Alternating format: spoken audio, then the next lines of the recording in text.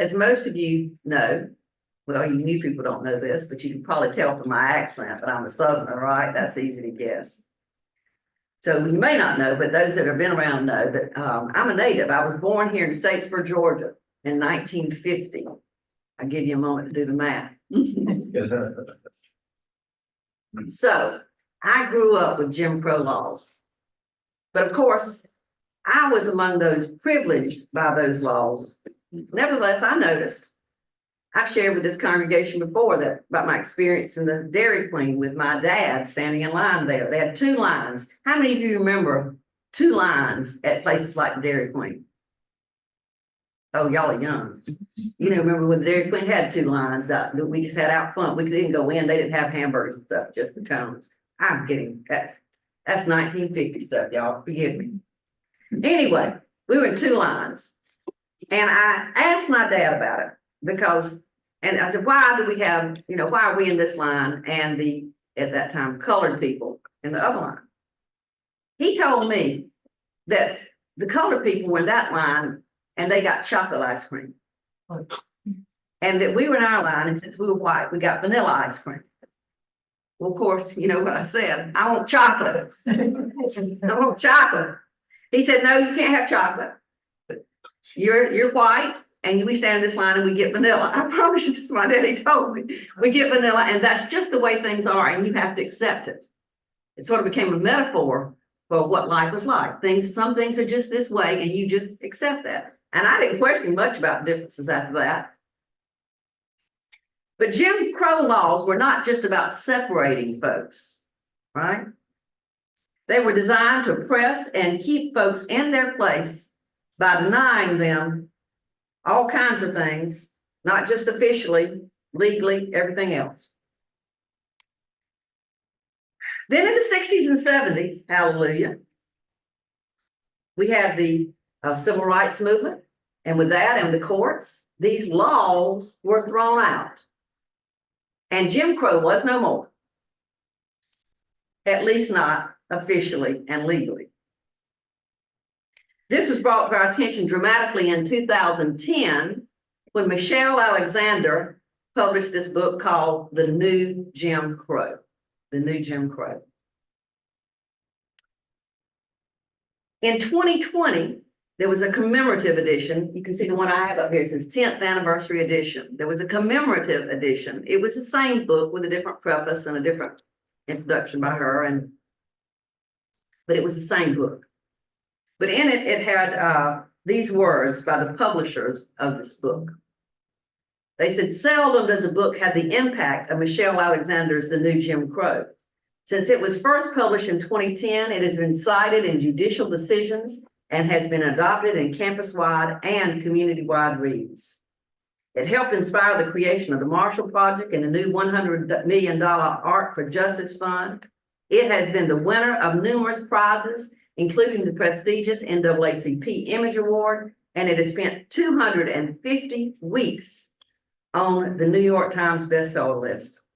Most important of all, it has spawned a whole generation of criminal justice reform activists and organizations motivated by Michelle Alexander's unforgettable argument that, we had just read that earlier, we have not ended racial caste in America, we have merely redesigned it.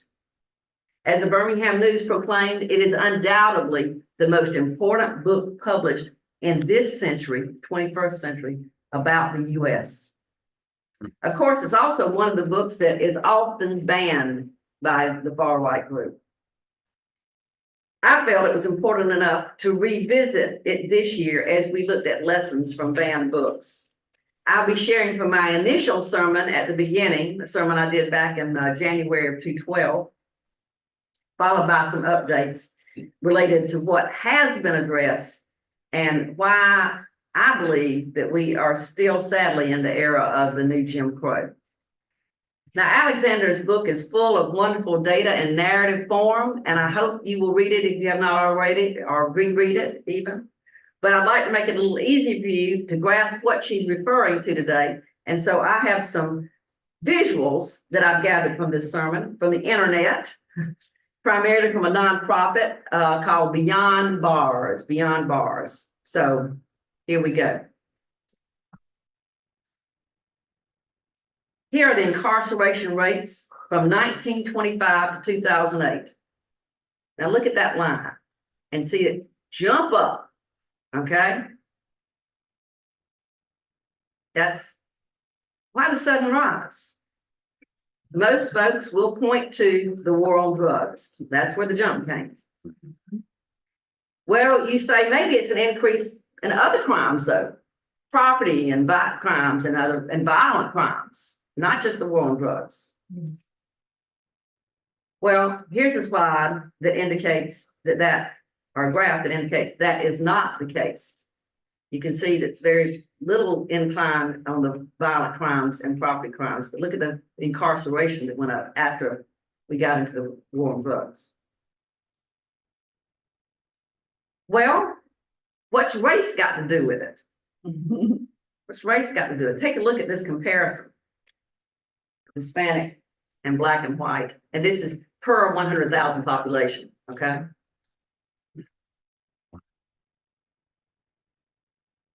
Some may ask, where have all the young African-American males gone? Look at this graph and look at the ages. I don't know if you can't, it's hard to see, but that mid-range to 25, when it starts starting like 24 and on into the 30s, down to the 40s. Where are they? Many of them have gotten caught up. Now this was in 2010 in this whole mass incarceration system.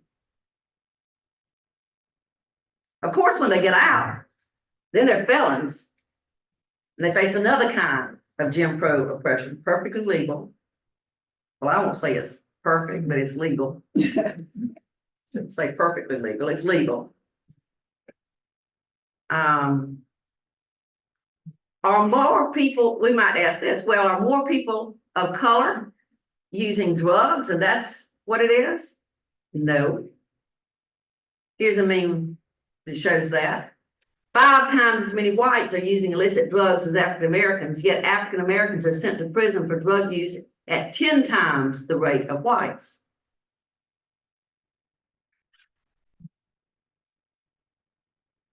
And yes, I checked these out with various research groups. Well, you say that's just the way the world is, right? No, that's just the way the United States is. Now this graph, you can't see the little things, but all of these are other countries, and there's the US up there. You can just look at the difference. Look at the difference.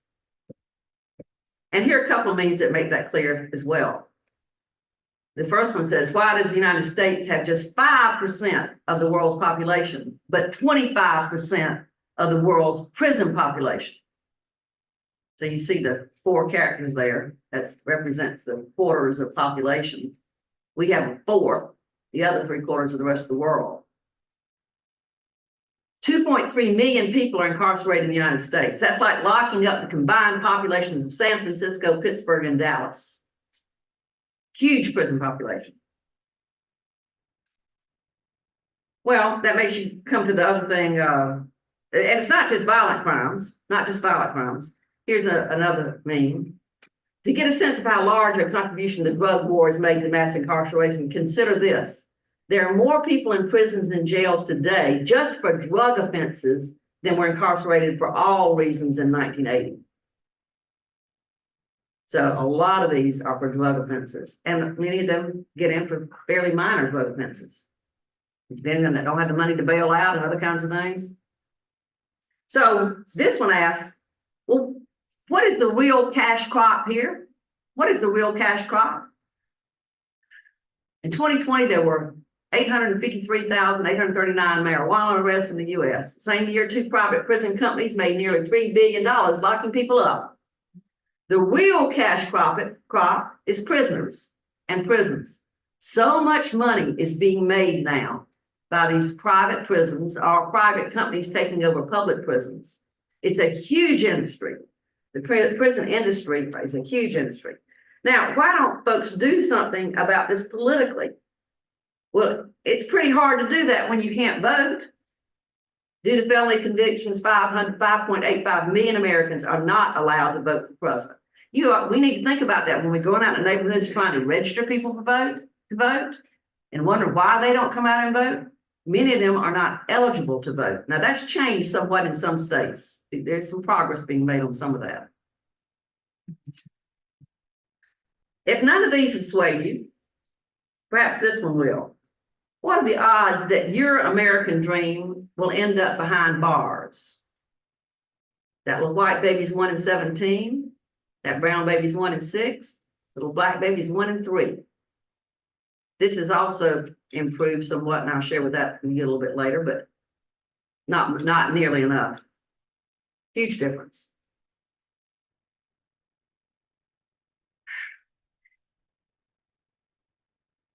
Well, you see here that in reality, we would say, yes, it's time to end the war on drugs. We would probably say that. But the people who are making the money would say no. And these are the people with a lot of lobbyists and a lot of power. And they don't want to do that.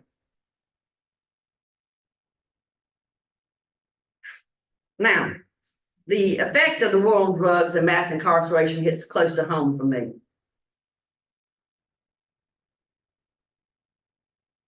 Especially the summer of 2011. That is my one and only time I took a sabbatical. I said I didn't think I'd ever take one again. But you all gave me time off. I thought I was going to spend it meditating and going to retreats. Now, my son Fred, who died in December 29th, 2019, gave me permission to share anything about his life story that would help others. So I'm going to share a little bit of this with you today. This is not a picture of Fred, but this fella and Fred were wearing the same outfit back in 2011. That's the summer before I delivered this sermon initially. He wore it the first time, though, about a decade before. At that time, Fred was arrested for manufacturing crystal meth. He was deeply addicted himself. He was fortunate to only spend a little time in jail before being released on probation, having used up his first offender status back when he was in high school. But he was, went to a halfway house in Valdosta, Georgia. And he was a convicted felon, though, for life. And it very definitely did affect him. After leaving the halfway house, he continued working and living in Valdosta. He married his second wife while there and stayed clean till about 2010, when their marriage and his work situation went sour. And because of heated confrontations with his wife, I encouraged him to, they were living at the time at Flagler Beach. And I encouraged him to leave their home in Flagler Beach so she could come back and get her stuff, and him not be there while she was there. I said, do that. He said, oh, I've got a friend I've been wanting to go see out in Texas. Okay.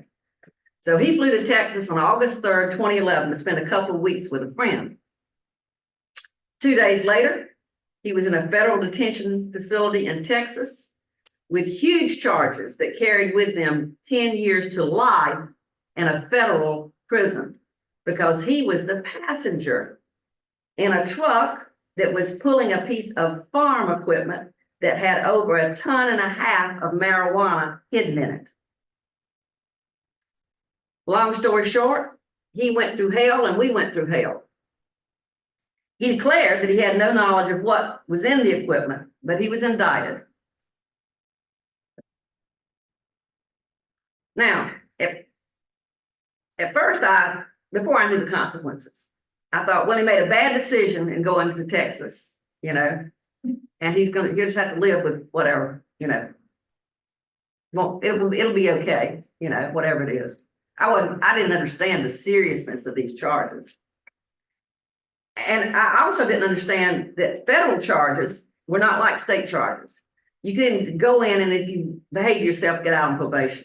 Yeah. That meant he was in for perhaps a very long sentence, especially since he'd had prior problems, possibly lifelong. How could this be? My son may have a problem with addiction, but he did not deserve life in prison. And I didn't see, I know he'd had problems before, for sure, but I didn't see how he could be involved with some Tex-Mex drug cartel because he just was out there for 2 days. So I hired a lawyer and we spent most of the rest of my sabbatical going back and forth to Texas, bailing him out and going for arraignment, pretrial hearings, etc. And listening to Fred tell what went on when he was incarcerated and seeing others in the courtroom with really no chance. I'm sitting there watching the others that come forward and knowing they have no chance. No chance at all. Was enough for me to make sure I no longer stayed on the sidelines of mass incarceration. Of course, Fred was privileged. He was privileged. He had a mom who could come bail him out. That wasn't easy either because they wanted cash and I didn't know they wouldn't take a check or a card. And I had to go and try to get these machines to give me and all of those, you know, that is, you can't get so much out. Oh, well. But I got it. He had a mom that could bail him out. And he had, and then he had a lawyer that could talk to the prosecutors and convince them that they did not have a good case against Fred, and it was dropped. Thank you, Francis Johnson. And Fred was white. Now, that doesn't mean that white folks are not caught up in all this insanity. Indeed, Michelle Alexander terms poor whites who are caught in this web as collateral damage sacrificed for the greater good of the drug war. I was also given new insight into the prison system through my relationship with my UU Church of the Larger Fellowship pen pal, Jacob. Jacob was in prison in California, and we've been writing for over a year at that time. He had remained positive in the midst of what had happened to him, and I don't see how he did that with the stories he told me in this prison system. He shared stories with me that brought tears to my eyes, and you all know I don't cry very easily. So why does it seem that nothing is being done? Well, for one thing, because folks who you would think would normally be upset have been too silent. The emphasis on civil rights has been on things like the continuation for various job programs or university programs for those who maybe have a little bit more elite situation. And then those who really care, like moms and other family members, are often too ashamed to speak up for their own sons who are in this situation. I know that feeling. Meanwhile, this mass incarceration has evolved over these years into a huge prison industry, with private prisons making a lot of money by keeping prisons full and then hiring cheap labor out to other companies. Mm-hmm. It's a form of slavery. And others are making money off this as well. Now, Quentin Tarantino made a movie that Greg and I saw back in 2011 called Django that was all about slavery. And in an interview with a talk show host, he was bold enough to compare mass incarceration with slavery. Here are his words.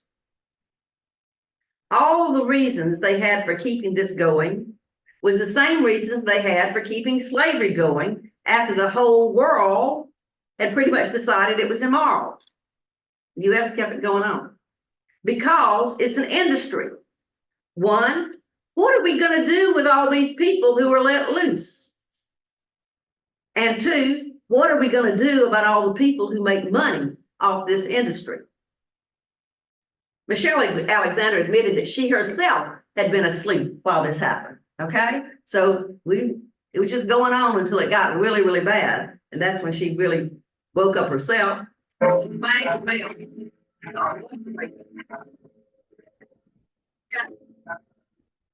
So y'all wait now. Those of you can script it off. Put that bell in there just for that.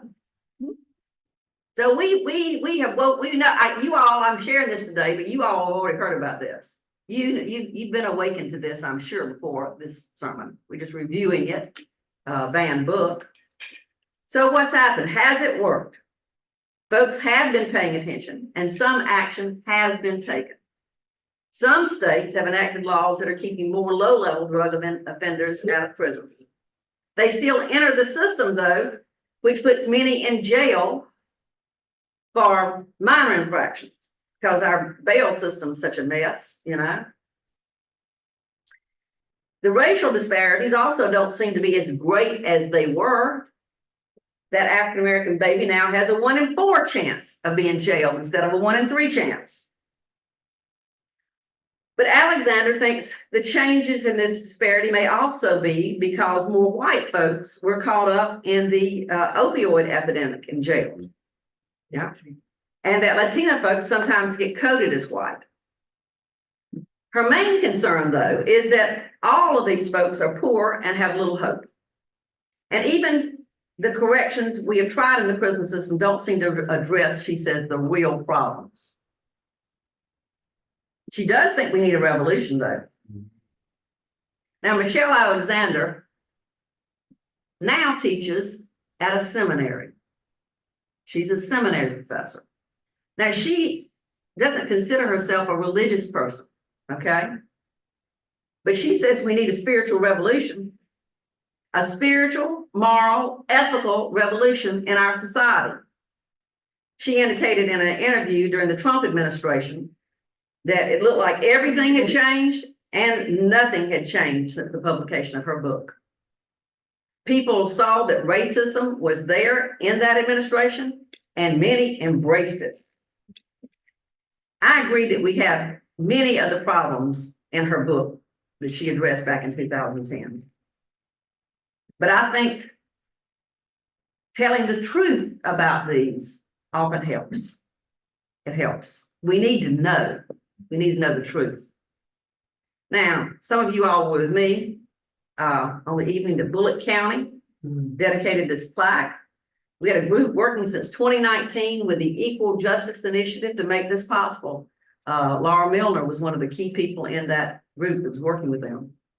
This plaque tells the truth about lynching in Bullitt County and named those that we have a record of, ones that we have that were documented that were lynched. And I know you can't read the plaque, but I just pulled that from these. From 1886 to 2011, white mobs lynched at least 9 people in Bullitt County. I'm just going to read these, y'all, because their names need to be said. July 15th, 1886, Jake Braswell. April 11th, 1901, Kennedy Gordon. Then many of you may have heard the story on August 16th, 1904. When Will Cato and Paula Reed were leaving the courthouse, they drugged them out and burned them alive. Then after they were on a tear, they couldn't stop. They went to Albert Roberts' house, lynched him, and also another unidentified black man that we don't have his name, but they'd have the documentation there. 10 days later, August 18th, 1904, Sebastian McBride was lynched in Bullitt County. Then February 17th, 1908, Thomas Gilbert. April 21st, 1911, Henry Jackson. No one was ever held accountable for these lynchings. Let me go back before I talk about them all. I grew up here in the 1950s. I heard stories from a white perspective, but I heard stories about the lynchings, not only these, but others. People would point out things. Somebody just recently told me that when she was in a boat riding around Cypress Lake, they pointed to one of the islands out in the middle of it and said, a man was lynched there. I heard of others too. My grandmother didn't live in Bullitt County, but she lived in Southeast Georgia. She tells me that when she was growing up, that there were actually hunts, like you can go hunting for some animal with dogs and stuff. And she said that her dad, they didn't let him in the house, but he didn't mind if they hid under the house. These were probably people that worked on his farm or nearby. And she said they would hide under the house and she could look through the cracks in the floor and see them, children too, under the house during those days. So these are 9 that were documented, but I guarantee you this is just a small portion, Now, in my other community, Brunswick, they don't have to look back in history. What happened to Ahmaud Arbery was a lynching. They thought he entered a house he shouldn't have entered that was being built. Accused him of, thought, well, maybe he's taking something. Wonder why they thought that. He was just on his run, and he usually took a break, walked around the house, looked around. How many times did any of you saw a house being built and walked around looking? Okay. But they hunted him down with their trucks and guns and killed him.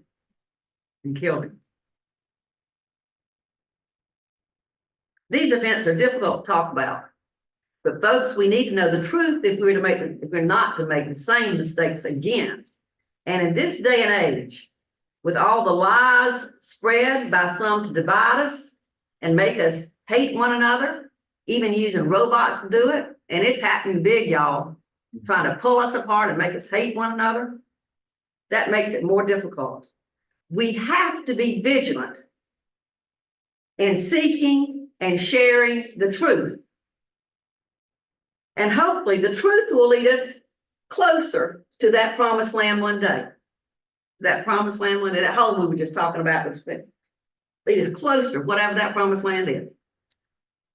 Now, we recently celebrated Martin Luther King Day. There's a lot of quotes we had. We had a wonderfully Thurgood Johnson sharing with us when last time I was here.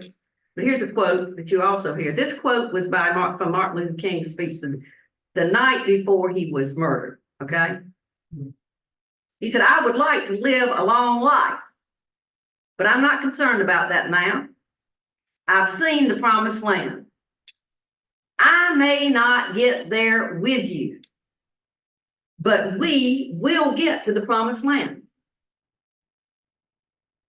As I get older, quotes like this mean something to me too. I'm glad nobody shot me earlier or something. But I know, I'm in this last period, last quarter of whatever it might be. I don't know how long. And I'm thinking, I thought we'd be further along now. But I'm going to keep on going with you all. And we're going to get as close as we can, okay?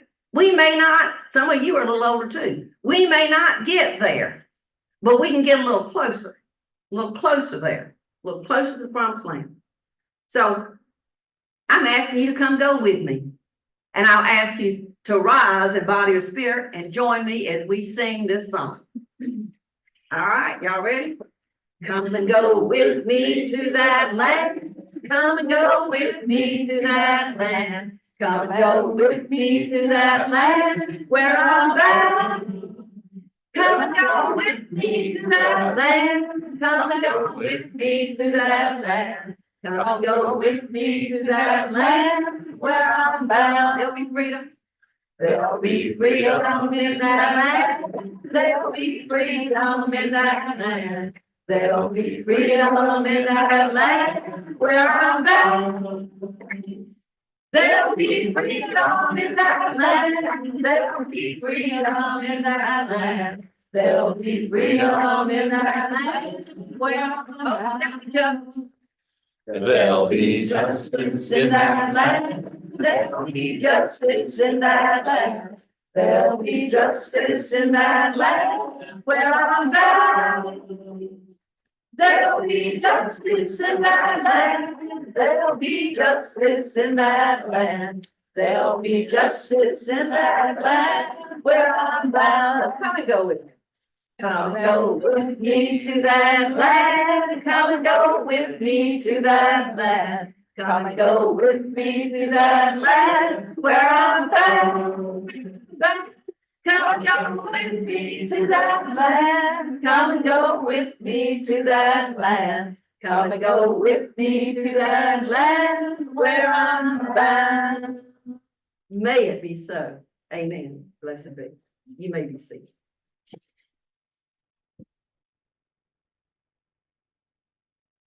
Some things we can do.